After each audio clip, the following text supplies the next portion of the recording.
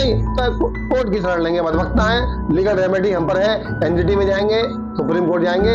हमारे साथी, मेरा छोटा बेटा दिल्ली सुप्रीम कोर्ट प्रैक्टिस करता है, उसके माध्यम से मेरा प्रयास होगा, एनजीटी में प्रयास करूंगा। यदि नेता नहीं करेंगे ये प्रोसीडिंग, लेकिन इस आंदोलन को चलाएंगे। मथुरा वृंदावन विकास प्राधिकरण द्वारा यमुना के जो पूर्ण घाट, जो पुराने घाट हैं, उनके जीर्णोद्धार की घोषणा की गई है और जल्द ही उस पर निर्माण का प्रारंभ हो जाएगा। लेकिन हमारे साथ में मौजूद है यहाँ पर अधिवक्ता, हम जानना चाहेंगे इनसे, जो कि यमुना पुत्र भी हैं और नाम है सिद्धार्थ जी।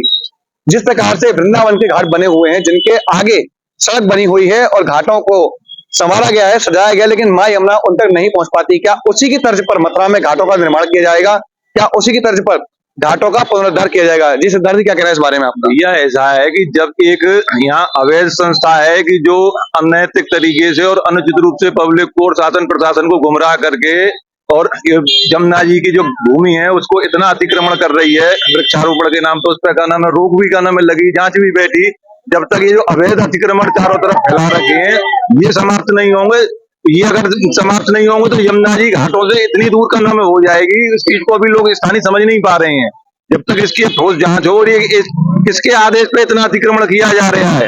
हमारी मांग ये है कि यमुना जी के जो प्राचीन घाट है इनका सौंदर्य और वास्तविक स्वरूप बना रहे और यमुना जी घाटों को छोड़ करके का नाम नहीं जाए, यमुना जी का जो जल है वो घाटों तक पहुंचे और शुद्ध सात्विक जल का नाम मिले, आचमन योग्य जल मिल पावे वैष्णवों को, उनकी भावनाएं हाथ नहीं हो। जो देश विदेश से लोग आते हैं उनको कम से कम ये आचमन लायक जल तो मिले। अब वो सपूत प्यारे, यमुना बुला रही है, सब देखते प्रदूषण नहीं ला जा रही है और लाखों के कर घोटाले सरकार खा रही है। तो मित्रों, आप अतीत में देखो तो बड़े गर्व के साथ में और बड़े उससे दुकानों पर बोर्ड लगा रहता था कि शुद्ध यमुना जल से तैयार मर्यादी का नाम है यहाँ प्रसाद मिलता है। आज की स्थिति ये है कि अगर कोई दुकानदार अगर ये लिख दे कि यमुना जल से तैयार करी गई है मिठाई, तो उसकी मिठाई के तुरंत सैंपल बढ़ जाएंगे और वहां से कोई उसकी बिक्री नहीं होगी। और वास्तविकता की बात यह है मित्र कि यहाँ का जितना स्थानीय निवासी दोषी है उतने ही यहाँ के स्थानीय जनप्रतिनिधि दोषी हैं। यहाँ के जनप्रतिनिधियों की रुचि इसलिए नहीं है कि उनकी दुकानदारी बंद हो जाएगी, अगर वो यमुना प्रदूषण के नाम पे जो फंड आ रहा है, जो पैसा आ रहा है, उस पैसे को अगर ईमानदारी से अगर आधा भी लगा दें तो उनकी दुकान पूरी बंद हो जाएगी, इसलिए वो लगाते नहीं है। अच्छा, एक चीज और बताऊं मैं आपको कि आज की डेट में मथुरा के बाहर के जितने भी लोग हैं उनसे जब का नाम ब्रज की चर्चा होती है तो मथुरा का कहीं जिक्र नहीं आता है। जबकि आप ये देखो कि हिंदू माइथोलॉजी के हिसाब से वैष्णव संप्रदाय के जो सर्वोच्च श्रेणी के गुरु थे महाप्रभु श्रीमद वल्लभाचार्य जी, उन्होंने अपने यमुनाष्टक में एक बात कही है, विशुद्ध मथुरा तटे सकल गोप। तो मेरा प्रश्न ये है कि क्या उस समय वृंदावन का प्राकट्य नहीं था? शैल्याकांत जी से डायरेक्ट प्रश्न कर रहा हूं मैं इस चीज का कि क्या उस समय वृंदावन का प्राकट्य नहीं था, या महाप्रभु श्रीमद वल्लभाचार्य जी को इस चीज का ज्ञान नहीं था कि वृंदावन जो भी करना पैसा आ रहा है सब वृंदावन पहुंच रहा है, वृंदावन तक सीमित कर दिया है पूरे ब्रज को। जबकि भागवत जी ये कह रही मथुरायाम नित्य सन्निहितो हरि। आप गरुड़ पुराण उठा करके देखो, गरुड़ पुराण में का नाम मथुरा का नाम विश्रांतो न समो तीर्थ, उसका वर्णन है, भागवत में वर्णन है। आप बारह पुराण उठा करके देखो, उसमें तो यमुना जी को विश्राम घाट को कनक पृथ्वी का केंद्र बिंदु बताया गया। ये कहिए कि हमारे गोलोक धाम की भूमि है, उसके बाद में यमुना जी का और विश्राम घाट की इतनी दुर्दशा होती है। और मैं आपको साधुवाद देता हूं, आपने इतना ज्वलंत मुद्दा उठाया और यमुना जी की एक चिट्ठी भी मैं आपको उपलब्ध कराऊंगा कि जो 2014 में जिस समय नरेंद्र मोदी जी की सरकार बनी थी तो यमुना जी ने घोषणा करी थी कि पूर्ण बहुमत की सरकार बन रही, वो चिट्ठी मैं आपको उपलब्ध कराऊंगा। और किसी को भरोसा नहीं था कि पूर्ण बहुमत की सरकार बनेगी।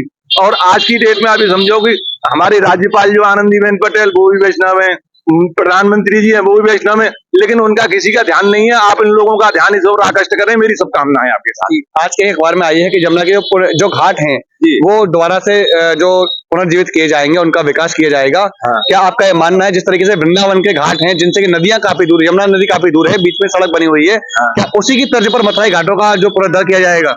देखो, ये तो भैया वास्तविकता की बात यह है कि अगर ईमानदारी से योजनाबद्ध तरीके से करना में स्थानीय लोगों की सलाह मशवरा करके अगर काम होगा तो काम अच्छा होगा। और बाद बाकी नेतागिरी के स्टंट के हिसाब से अगर बंदर बांट होगा तो ये समझ लो कि सत्यानाश ही लगना है, इसमें कोई हमको बहुत ज्यादा होप नहीं है। क्या है यमुना मैया की कहानी? देखिए, मेरा नाम गोपाल खंडेलवाल एडवोकेट है और पिछले 40 साल से मैं वकालत कर रहा हूँ। और जहाँ तक यमुना जी का विषय है, यमुना जी कृपा से एक लंबे समय से प्रतिदिन सुबह जाता हूँ और वहीं जाके मेरा स्नान और सारी विधि विधान से पूजा से वो होती है। अब कुछ समय से लगातार जमुना जी की स्थिति चली आ रही है कि हमारा कोई भी सरकार जमुना जी तरफ नहीं देख रही है। जमुना जी की दिन पे दिन दयनीय स्थिति होती जा रही है। आज मैं सुबह गया जमुना जी की दशा देख के इतना मेरे मन में व्यथित हुआ, मैंने वीडियो बनाई। हम सनातन धर्म को लेकर बात कर रहे हैं, लेकिन जो हमारी जीवनदायिनी जमुना जी है, जो सभी संप्रदाय की है, हिंदू मुस्लिम सिख ईसाई सभी की इसमें आस्था है, इसकी तरफ कोई ध्यान नहीं है। करोड़ों रुपए आया, कहाँ चला गया आज तक कोई पता नहीं है। हमने रामलला के मंदिर में अरबों रुपए लगा दिया, लगाने को तैयार है, लेकिन हमको, क्योंकि हम भी उसी पार्टी से जुड़े हुए हैं, मोदी जी योगी जी की पार्टी से जुड़े हुए हैं और शुरू से ही आरएसएस और जनसंघ से हम जुड़े हुए हैं, तो लोग घाट पर हमको गाली देते हैं कि देखिए आपकी सरकार है, और आपकी सरकार होने के बावजूद जमुना जी की क्या स्थिति है। आज जमुना जी की वो स्थिति है कि जमुना जी में कोई व्यक्ति आचमन लेने को तैयार नहीं है, नाले सीधे गिर रहे हैं। दूर दराज से गुजराती हमारे लोग आते हैं, गुजराती लोग आ रहे हैं जमुना जी में, श्रद्धालु हैं, उनकी स्थिति इतनी खराब है कि जमुना जी का कोई आचमन लेने को तैयार नहीं है।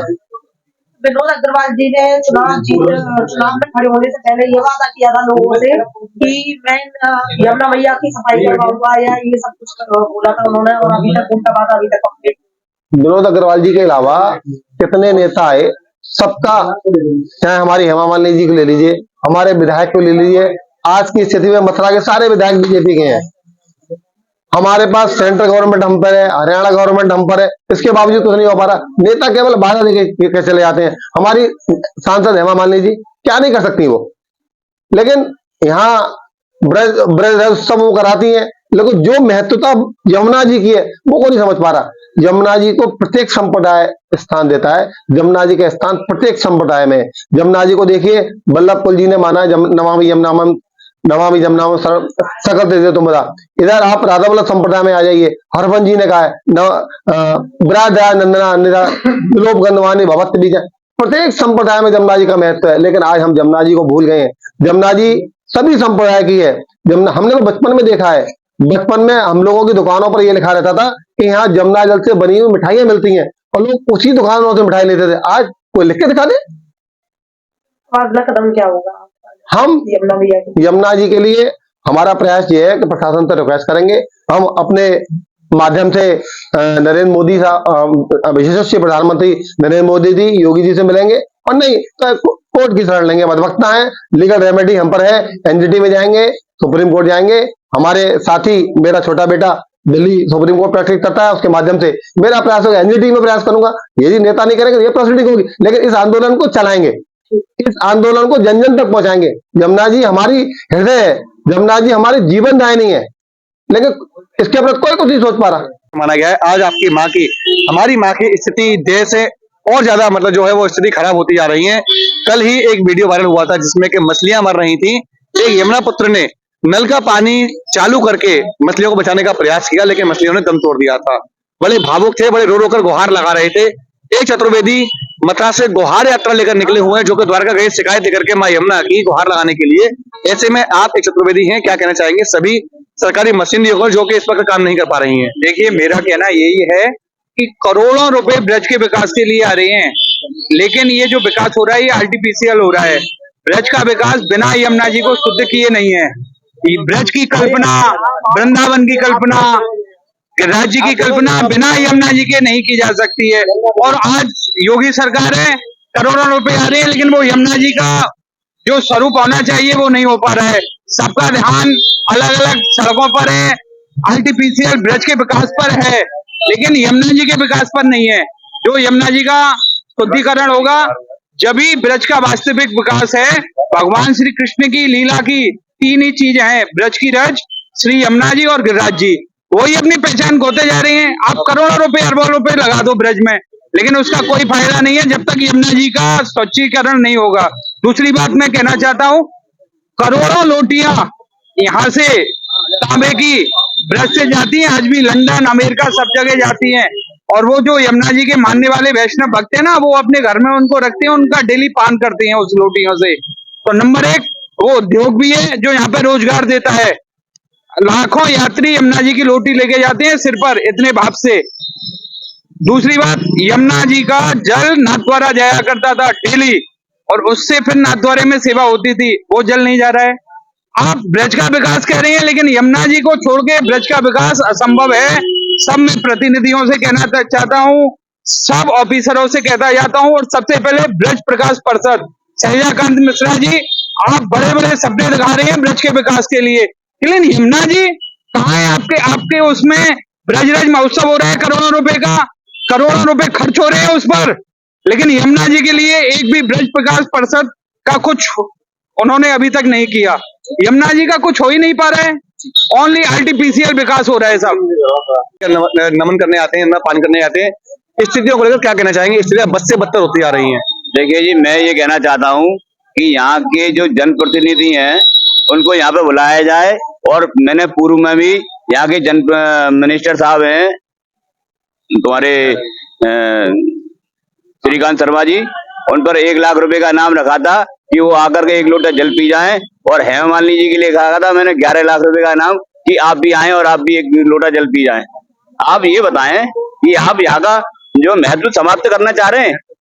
यमुना जी एक जीवित व्यक्ति के तहत है, आप उसकी हत्या कर रहे हैं, आप उसमें वो गंदे नाले छोड़ रहे हैं, यमुना जी के विशुद्ध जल भंडार को आप अशुद्ध कर रहे हैं। किस योजना के तहत कर रहे हैं, किस षड्यंत्र के तहत कर रहे हैं? और वो षड्यंत्र केवल एक है कि यदि आपने उसका उपचार कर दिया तो हजारों करोड़ रुपया जो आपकी यमुना जी की सफाईयत के लिए आता है, जिसे आप राजनीतिक फंड में घुसेड़ देते हो, आपको वो फंड नहीं मिलेगा। यही कारण है इसका। 400 करोड़ रुपए आपके लिए आए थे जापान से, आपने वो भी खा लिए। 1500 करोड़ रुपए तकरीबन का भुगतान विभिन्न स्थानों पर विभिन्न सालों में यहाँ पर आ चुका है, लेकिन आप पर केवल इतना सा नहीं बनता है कि आप उसके यमुना में जाने वाले नालों को रोक सके। आपके साथ आपके ऊपर डीएम साहब, आपके ऊपर तुम्हारे नगर आयुक्त साहब और आपके जनप्रतिनिधि, इन सब के ऊपर हत्या का मुकदमा दायर किया जाना चाहिए। आप एनजीटी के आप जो है नियमों का उल्लंघन कर रहे हैं।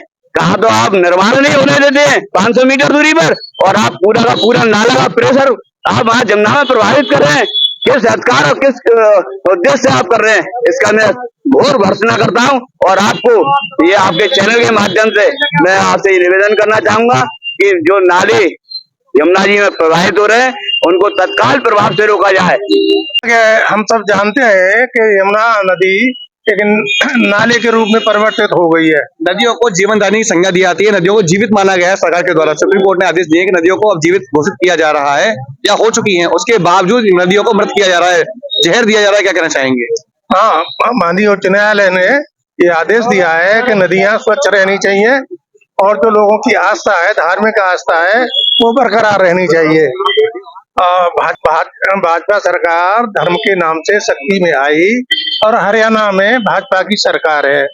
सबसे दोषी हरियाणा सरकार है। उसने पूरा का पूरा जो शुद्ध पानी है यमुना का अपने यहाँ रोक लिया है, बांध बना लिए हैं, और वो सिंचाई के काम में दे रहे हैं। यहाँ जो आती है वो दिल्ली और फरीदाबाद की गंदगी आती है टोटल, और आचमन लेने लायक बिल्कुल नहीं रहा है, अशुद्ध पानी है। जैसा कि मेरे पूर्व वक्ताओं ने कहा है कि जहाँ मंदिरों में यहाँ से प्रतिदिन पानी जाता था भगवान की सेवा में नाव द्वारा, वो बंद हो गया है। यानी वो एक नाला और बीमारियों की जड़ हो गई है। उसमें से जो ओखला में से नहर निकली है, आगरा कैनाल, इससे चर्म रोग हो रहे हैं लोगों के, जानवरों के चर्म रोग हो रहे हैं, और जो अन्न पैदा हो रहा है वो विषैला हो रहा है। जो विभिन्न बीमारियां फैल रही हैं, कैंसर की बीमारियां फैल रही है, उसका कारण भी जो अनाज हम खा रहे हैं वो है। उसके कारण तमाम तरह की बीमारियां फैल रही हैं लोगों में, क्योंकि जो है वो नीचे पानी उसमें जमीन में जाता है, उससे सलगती है और उसी में जहर जाता है। Mathura neuro super speciality hospital emergency सेवा 24 घंटे उपलब्ध। अब आपको नहीं जाना पड़ेगा अपनी गंभीर बीमारियों के इलाज के लिए दिल्ली एनसीआर के महंगे अस्पतालों में, क्योंकि अब आपके मथुरा शहर में उपलब्ध मथुरा शहर के सबसे अनुभवी neuro surgeon doctor Praveen Kumar, doctor Rajat Arora. Mathura neuro super speciality hospital, Radhika Vihar, NH2 near Mandi चौराहा, मथुरा।